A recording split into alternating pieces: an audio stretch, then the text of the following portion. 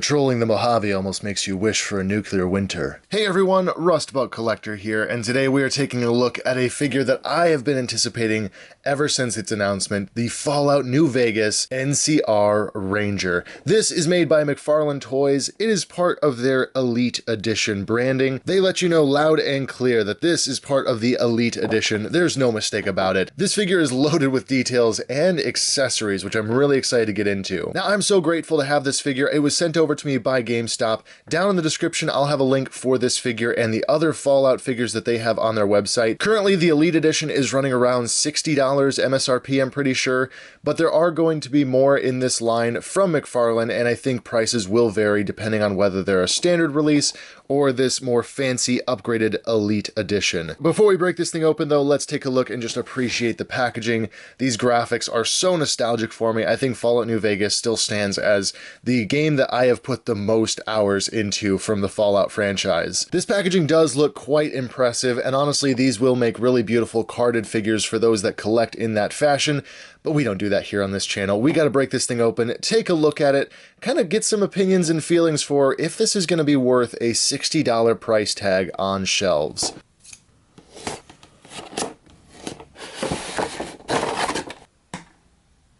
Right out of the box, with first impressions, I gotta say the weathering and paint apps and sculpt detail here is absolutely incredible. Down at the belt, all of the little bullet casings being painted, the belt buckles, the lettering and the weathering across his armored chest plate. The sculpt detail on the cloth is very impressive because here, his duster is meant to look leather, and it does look like leather. The dry brush really pops out all that texture, and it looks very, very impressive. Now in the back of the packaging, you're gonna get this really awesome Fallout New Vegas stand.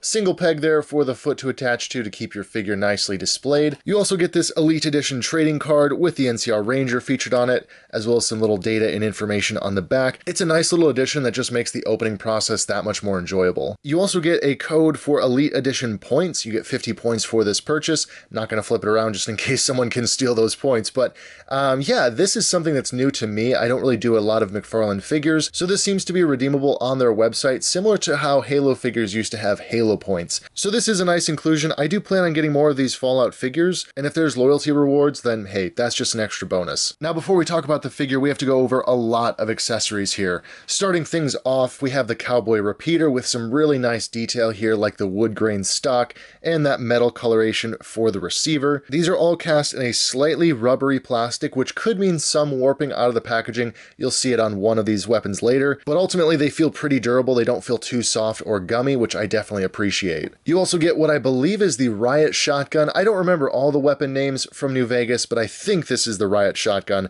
Really cool here again with that wood texturing for the handle and the grip. This one I don't remember the name of. It's kind of like a generic assault rifle. I know that there was a named version in the game that you could find that was camouflage called the All-American, and that's one that I used quite frequently in my playthroughs. Then we have the 10mm SMG, I believe, or maybe this is the 9mm SMG. Either way, a nice little subcompact, basically a World War II grease gun. And something I did not check on these, okay, none of these have removable magazines. I wasn't sure if that was a feature with McFarlane. Then we have a very iconic weapon here, the anti-material rifle. This is where you can kind of see some of that warping, unfortunately. The barrel just doesn't have the perfect straightness that it should. I would say for something like this, they should probably use a bit sturdier plastic, even if it means the barrel may break. I think a lot of people would rather the risk of breakage or having to glue something than having, you know, the wibbly wobbly barrel. The detail is still really nice here. The weathering is very fitting for Fallout. I love all the grime that is on these weapons. Looks like a paint wash just over the entire thing. Then we have the Ranger Sequoia pistol. This one looks absolutely beautiful with the etching along the receiver. The lettering there reads "Against All Tyrants," which is so fitting, and I just love the detail going on here. For some additional adventuring accessories, he's got binoculars, a combat knife, and a little pouch. The figure comes with 2 trigger hands already attached to the figure, and then we get 2 fists, the open gripping hand, and a pointing gesturing hand. The figure grips the accessories very nicely. I'm just going to swap out that one hand for the other grip hand.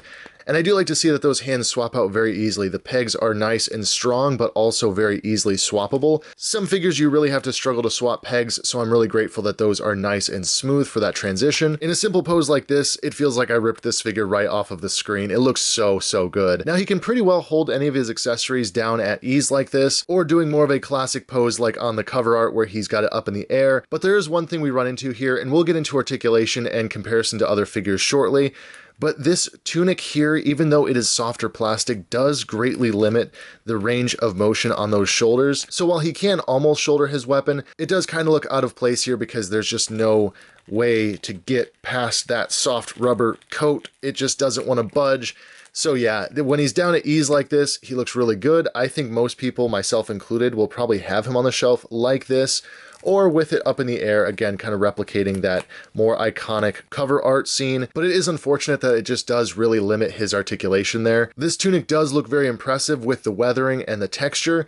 However, here's where I just think that maybe soft goods would have been the way to go. I know that those don't always look good at smaller scales, but for a figure like this, especially at this price point where it's meant to be the elite version, I think some heavier fabric here would have gone a long way in making the articulation better, as well as just upping the overall value of this figure. Now, he definitely can't shoulder the cowboy repeater, but he can hold it in a pretty cool way. There's a few poses that still work with this. He can grip it properly, even though it's a rifle stock and not a pistol grip. And between this and the anti-material rifle, he's definitely going to be holding one of these in my collection. I think that this is the kind of style that he needs. He's definitely designed in a more cowboy fashion, and that's what we need to see here with the weapons. So that said, let's dive straight into the articulation. He's got a ball-jointed head which can do a pretty wide range of motion, considering that he's got some armor and some coats that get in the way. There's definitely a lot of satisfying motion there, so honestly, that is a huge win there. The articulation at the neck, at least, is phenomenal.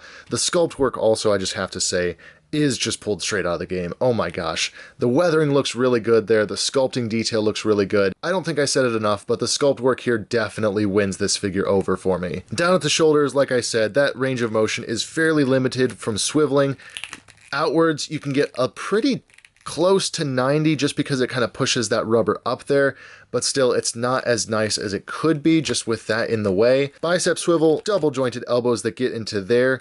It's not the cleanest or prettiest joint. I feel like at this price point, again, we should be seeing some pinless joints. It gets the job done though, so that is nice. Down to the wrist, you've got a ball joint and a swivel, so you can point it around like this, up and down, and you can readjust the hand to give it some different points of articulation in there as well. And as I mentioned, those are all swappable, so you can get some different dynamic poses. Down to the torso, there are two ball joints, but they're kind of hindered again by that coat. Although you can get a pretty decent forward crunch. I was nervous that the hip joints would be kind of immobilized by this plastic piece, but that is also a softer plastic, and so you can get the hips forward a decent bit.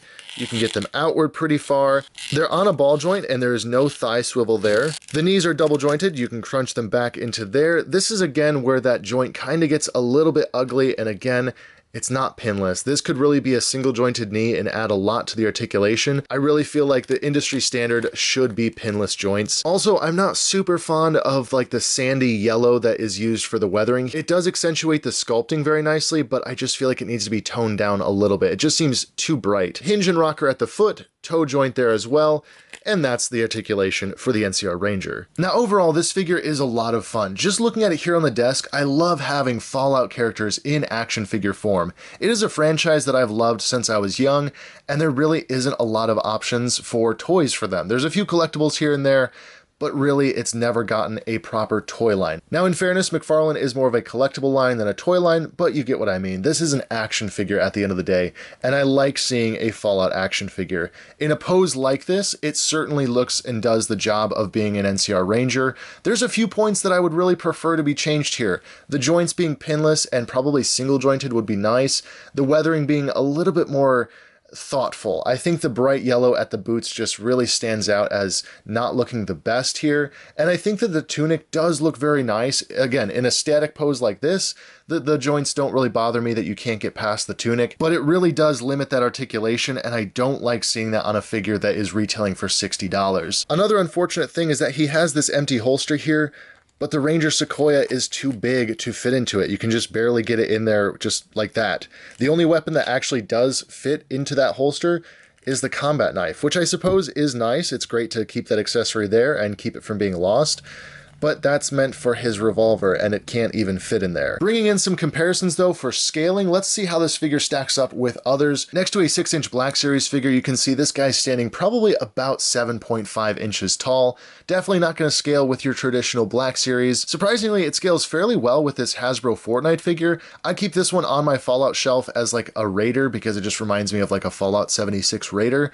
So this one could work definitely well, and I think that I might even swap out some of these weapons. Next, we have the Funko Fallout 4 Survivor. Again, here, I think that the scaling just doesn't work as well as I was hoping. I suppose this could be like a teenager that escaped from the vault, but this guy being so tall, it just doesn't really scale well as both of them being fully grown adults. I am going to be curious how this figure and this figure scale with the new McFarlane Power Armor. When I get that in, I will do a full comparison between the McFarlane figures and the other figures in my collection that are still Fallout. But yeah, unfortunately, this figure kind of stands in a scale of its own. It's not really 1/12 scale. It's definitely more just McFarlane scale. It does limit some of the kit bash potential for other brands, other figure lines, that sort of thing. But hopefully McFarlane really stacks out this collection with new figures from all corners of the wasteland, and we really don't have to worry about trying to supplement characters like that. Something that's very impressive here is that this figure is standing on its own. I've had a lot of figures from different brands that don't always stand that well, so it does include the figure base, but honestly this whole video I've just used without it, and that's really nice to see actually. So there we have it, the new McFarlane Fallout New Vegas NCR Ranger. I already think that they're planning on some repaints of this figure. We've got the Power Armor and other characters coming down the line, and I definitely plan on picking up at least a few of those. Some of them are going to be cheaper because they're not the Elite Edition, and some are going to stay in this price point because they are the Elite Edition. I'm going to be very curious to compare price points and accessories and that sort of thing when we get Standard versus Deluxe Edition, but we'll just have to wait and see. This is a brand new line for McFarlane, so it's kind of getting its legs. We'll see how they do in the long run. Personally, I like this figure. I like it a lot, actually. I don't love it at the price point that it is. That's my biggest gripe, I think. I would forgive a lot of the issues that I have with it if it was just a little bit cheaper. But let me know down in the comments what you think about this figure. Have you already picked this one up or any of the other McFarlane figures? I'm curious to hear what the fans are thinking right now. This will be linked down below if you want to pick one up for yourself. Thanks again to GameStop for sending this my way for a review. They seem to be stocking these Fallout figures pretty consistently, so I'm excited for that because it's just nice to have a place that you can go to and grab figures without worrying about them going out of stock in a moment's notice. But anyways, thank you all so much for watching. I hope you have a wonderful evening, noon, or night, depending on when you watch this video, of course. Be kind to one another, and as always, I'll be sure to catch you all in the next one.